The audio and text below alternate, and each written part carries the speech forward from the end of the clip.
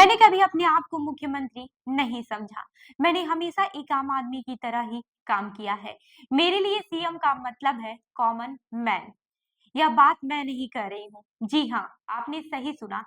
यह बात मैं नहीं कह रही हूँ। यह बात महाराष्ट्र के पूर्व मुख्यमंत्री और शिवसेना नेता एकनाथ शिंदे ने 27 नवंबर 2024 को हुई प्रेस कॉन्फ्रेंस में यह बात कही थी। इसी बीच महाराष्ट्र में बीजेपी ने देवेंद्र फडणवीस को महाराष्ट्र का नया मुख्यमंत्री चुनकर इस सवाल पर विराम लगा दिया है कि महायुति की ओर से कौन राज्य की बागडोर संभालेगा। लेकिन अब सवाल यह उठ रहा है कि महायुति में शामिल शिवसेना यानी कि शिंदे के प्रमुख एकनाथ शिंदे सीएम पद छोड़ने के लिए राजी कैसे हो गए। महाराष्ट्र की राजनीति में अब एकनाथ शिंदे और उनकी पार्टी का सियासी भविष्य क्या होगा, इस पर विशेषज्ञ अपनी बातें रख रहे हैं। आपको बता दूं कि महाराष्ट्र की राजनीति पर नजर रखने वाले विशेषज्ञों के मुताबिक पूर्व मुख्यमंत्री और शिवसेना नेता एकनाथ शिंदे के पास इसके अलावा कोई और विकल्प नहीं था और उनके गुट के लिए बहुत जरूरी है कि वह राज्य की सत्ता में बने रहें।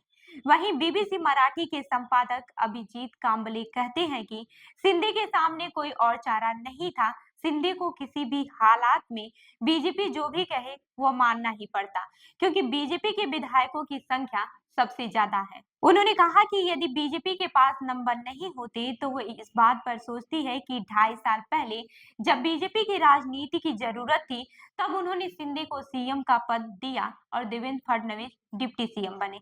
लेकिन अब बीजेपी की ऐसी मजबूरी नहीं है कि शिंदे को सीएम बनाया जाए और इतने बड़े बहुमत से मिली जीत के बाद से सीएम पद छोड़ा जाए।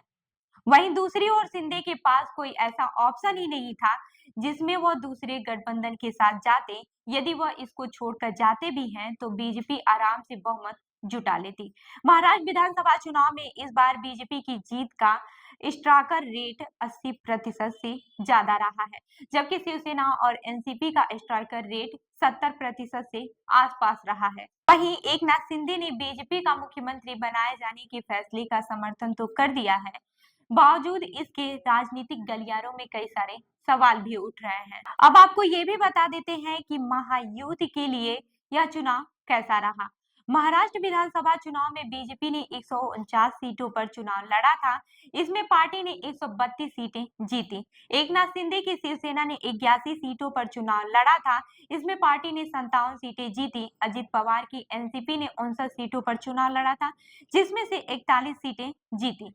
वहीं महायुति की जीत ने राजनीतिक विश्लेषकों को भी चौंका कर रख दिया है। वहीं विपक्षी गठबंधन महाविकास आघाड़ी के लिए भी इस चुनाव के नतीजे अप्रत्याशित ही थे।